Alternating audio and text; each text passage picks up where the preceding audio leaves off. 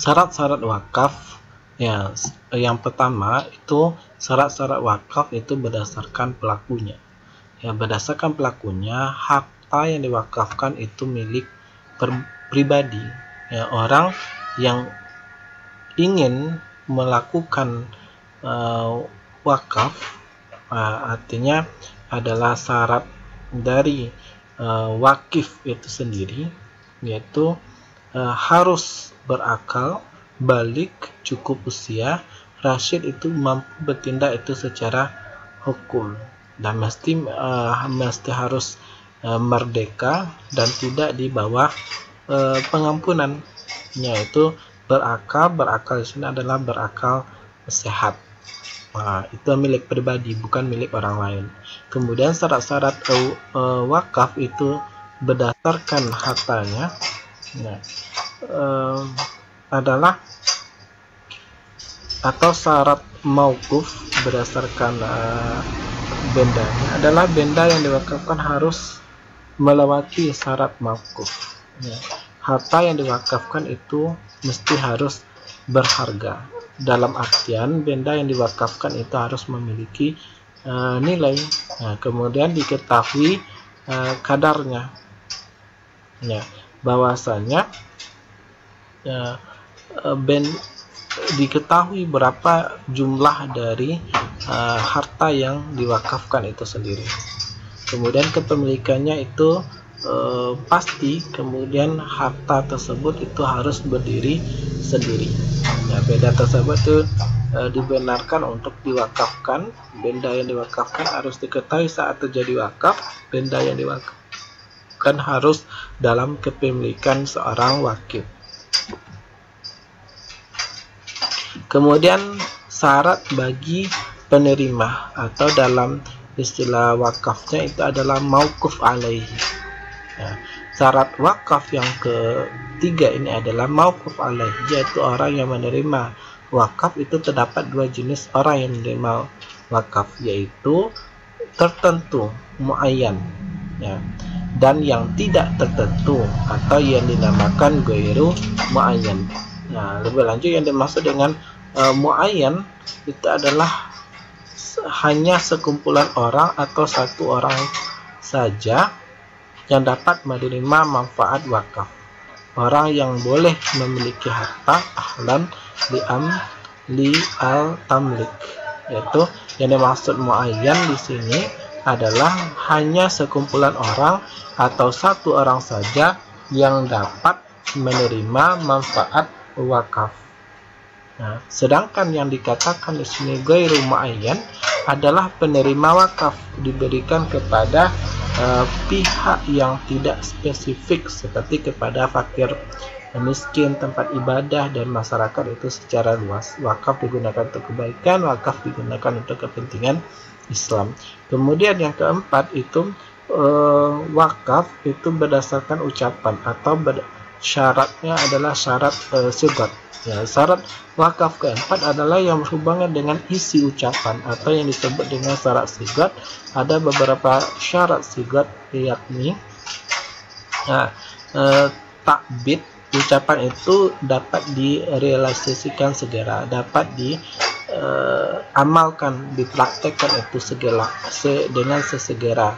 Kemudian tanjis di sini yang mengandung kata-kata yang menunjukkan kekalnya. Kemudian itu bersifat pasti, kemudian tidak ikut oleh syarat yang membatalkannya. Ucapan bisa dilaksanakan atau direalisasikan segera tanpa ada syarat-syarat itu tambahan. Kemudian ucapan itu bersifat pasti, ucapan tidak mengandung syarat yang dapat membatalkan wakaf. Ucapan harus mengandung kata-kata yang menunjukkan kekalnya wakaf, tidak sah jika ucapan mengandung batas waktu. Itulah jenis-jenis wakaf dan syarat yang berlaku dalam hukum agama Islam.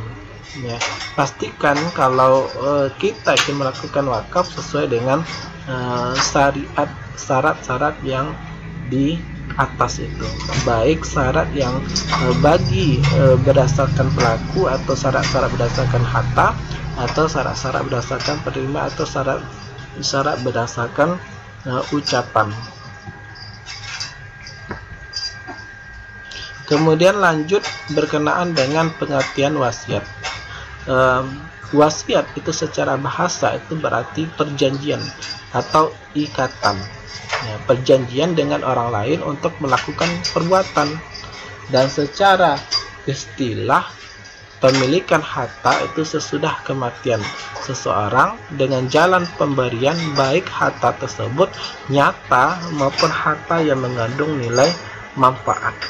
Nah, contoh di sini adalah mewasiatkan harta atau mewasiatkan ilmu. Kata wasiat itu berasal dari bahasa Arab wasiyah yang berarti berpesan. Kata wasiat itu disebut di dalam Al-Quran itu sebanyak 10 kali dalam bentuk kata kerja.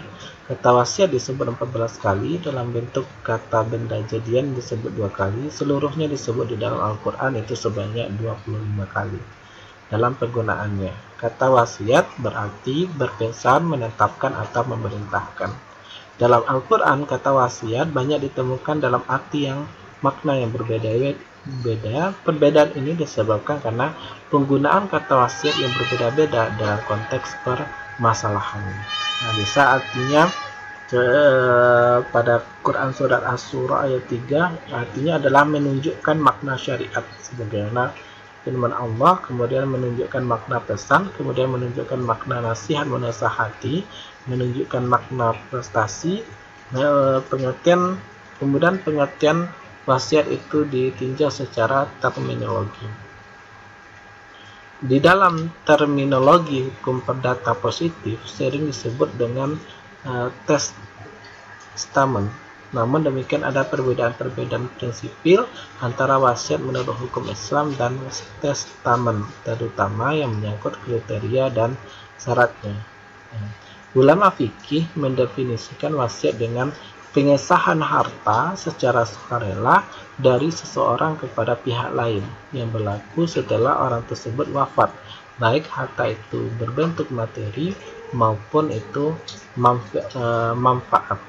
Nah, harta adalah penyerahan harta secara sukarela dari seseorang kepada pihak lain yang berlaku setelah orang tersebut wafat, baik harta itu berbentuk materi maupun manfaat. Dalam wasiat sekalipun akadnya dibuat ketika orang yang berwasiat masih hidup, tetapi hukumnya baru berlaku setelah orang yang memberi wasiat wafat. Sebelum wafatnya orang yang memberi wasiat wafat, akad wasiat tersebut tidak mempunyai efek apapun dari segi perpindahan hak milik kepada orang yang diberi wasiat. Menurut ulama Hanabilah, wasiat itu didefinisikan sebagai wasiat suatu perintah dengan mentasarufkan harta benda setelah orang yang berwasiat itu meninggal, seperti berwasiat kepada seseorang untuk memelihara anak-anaknya yang masih kecil, menikahkan anak perempuannya, atau memisahkan sepertiga hartanya atau semisalnya. Syekh Sabiq dalam mendefinisikan wasiat itu kelihatannya itu lebih longgar, karena menurutnya sesuatu yang dapat diwasiatkan itu dapat berupa barang, utang, dan manfaat, sebagaimana dijelaskan dalam fikih sunnah bahwa wasiat adalah pemberian seseorang kepada orang lain berupa barang, utang piutang, dan manfaat agar penerima wasiat dapat memiliki pemberian tersebut setelah meninggalnya si wasiat. Sedangkan menurut Profesor Dr. Hasbi As-Siddiqi, wasiat adalah suatu tasarruf terhadap harta peninggalan yang akan dilaksanakan sesudah meninggalnya orang yang berwasiat. Nah, dari berbagai pengertian dapat disimpulkan bahwa wasiat adalah pemberian seseorang kepada orang lain atau beberapa orang lembaga, baik berupa barang, pembebasan, dan pelunasan hutang atau manfaat yang akan menjadi milik orang yang diberi wasiat setelah orang yang berwasiat itu meninggal dunia. Wasiat, Anda dah buat wasiat yang mana satu? Perkataan wasiat selalu ada beberapa konteks yang berbeda tapi saling berkaitan. Wasiat ada pemberian harta pusaka, wasiat kepesanan kepada ahli waris, wasiat pelantikan wasi yang sekaligus menjadi pentadbir harta pustaka. Harta boleh dilakukan itu kepada bukan ahli waris sahaja. Takluk sepertiga daripada jumlah pusaka wajib dilaksanakan, manakala jika kepada ahli waris yang tertakluk kepada persetujuan seluruh ahli faraid untuk dilaksanakan. Wasiat pesanan kepada ahli waris merujuk kepada pesanan-pesanan umum yang tidak semestinya berkaitan dengan harta pustaka. Contoh nasihat kepada anak beradik-adik untuk berbaik-baik. Nasihat pelantikan wasi yang sekaligus menjadi pentadbir harta pustaka bertujuan untuk digunakan sebagai bukti di mahkamah tinggi bagi tujuan pentadbiran harta pustaka. Wasiat itu dalam waris Islam itu dikenal dengan wasiat. Nah, orang yang dapat mewasiatkan hartanya kepada orang lain atau lembaga harus, ya ini syarat-syaratnya itu berumur minimal 21 tahun. Kemudian berwasiat itu tanpa ada paksaan. Kemudian berwasiat itu dengan berakal sehat. Ya, tetapi wasiat hanya diperbolehkan sebanyak-banyaknya sepertiga dari harta warisan, kecuali apabila semua ahli waris itu menyetujuinya. Ya, perbedaan antara hibah dengan wasiat. Perbedaan antara hibah dengan wasiat dari segi maksudnya, hibah itu adalah pemberian itu ketika hidup, sedangkan wasiat itu pemberian selepas meninggal dunia. Nah, ini kan berbeda. Nah, kalau hibah pemberian ketika orang tersebut hidup, kalau wasiat pemberian selepas meninggalnya dunia seorang tersebut. Kemudian itu dari segi jumlah, hibah itu tiada limit, tidak ada batasannya. Sedangkan wasiat itu mempunyai batasan maksimum atau yang paling banyak itu sepertiga daripada jumlah harta pusaka. Ya. Kemudian hibah itu dari segi penerimanya itu kepada siapa saja, ya, baik itu di luar hubungan darah atau hubungan persaudaraan, itu kepada siapa saja, baik kepada muslim atau kepada non muslim. Ya. Sedangkan wasiat itu hanya untuk bukan waris sahaja, ya, hanya untuk bukan waris sahaja. Ya. Kemudian persetujuan. Kalau yang hibah itu tidak perlu persetujuan waris, sedangkan wasiat itu tidak perlu persetujuan waris kecuali bagi yang melebihi sepertiga. Kemudian dari segi hukum, hibah itu sunat, wasiat hukumnya itu adalah sunat tapi wajib dilaksanakan. Sedangkan hibah dari segi rukunnya, ada rukun tertentu yang memerlukan ijab dan kabul. Wasiat itu tiada sebarang rukun. Sedangkan hibah dari segi pindah miliknya boleh dilakukan ketika pemilik harta hidup atau selepas kematiannya, dan wasiat itu selepas kematian pemiliknya. Kemudian kita lihat hukum dari wasiat.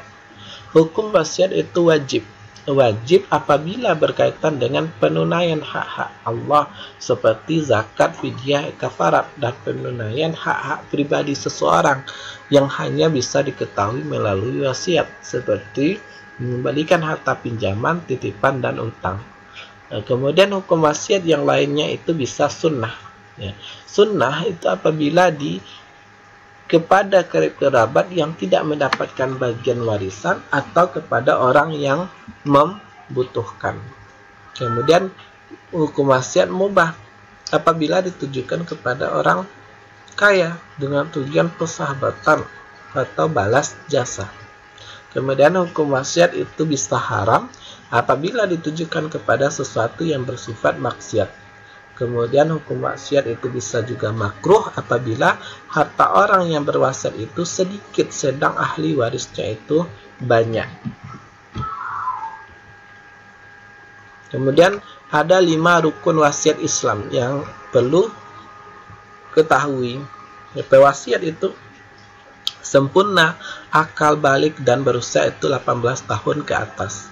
Mewasiat secara sukarela dan tidak dipaksa dan merdeka. Kemudian syarat rukun yang kedua yaitu penerima wasiat adalah di kalangan orang yang layak memiliki harta, bukan maksiat wujud ketika wasiat itu diberikan. Yang ketiga, harta yang diwasiatkan halal, dimanfaatkan, boleh dipindah milik, bernilai, dan wujud dalam milikan wasiat. Nah, yang keempat, ya rukunnya, lafaz wasiat sama adat bertulis atau lisan hendaklah jelas dan tidak kabur. Kemudian yang kelima rukunnya, ada had wasiat adalah sepertiga daripada keseluruhan nilai harta selepas menolak hutang pewasiat. Jika wasiat diberikan melebihi sepertiga, ialah perlu persetujuan waris waraid. Syarat orang yang berwasiat: orang yang cakap, bertindak hukum, balik dan berakal. Kemudian syarat orang berwasiat melakukan wasiat dalam keadaan sadar dan sukarela, tidak mempunyai hutang yang jumlahnya sebanyak harta yang akan ditinggalkan. Syarat penerima wasiat itu ar-musalah. Penerima wasiat itu benar-benar ada. Penerima wasiat identitasnya itu jelas. Orang atau lembaga yang cakap menerima hak milik menerima wasiat bukan orang yang membunuh pemberi wasiat. Itu syarat penerima wasiat. Penerima wasiat itu bukan kafir harbi. Dan wasiat tidak dimaksudkan oleh penerima wasiat untuk sesuatu yang merugikan umat Islam atau sesuatu maksiat. Syarat harta yang diwasiatkan. Yang diwasiatkan itu sesuatu yang bernilai harta dalam syarat. Yang diwasiatkan itu ada sesuatu yang bisa dijadikan milik, baik berupa materi maupun manfaat. Yang diwasiatkan itu adalah milik pemberi wasiat al-musi ketika berlangsungnya wasiat. Yang syarat harta yang diwasiatkan yang keempat, harta yang diwasiatkan itu tidak melebihi sepertiga harta pemberi wasiat al-musi. D. Hadis tentang orang yang berhak itu menerima wasiat.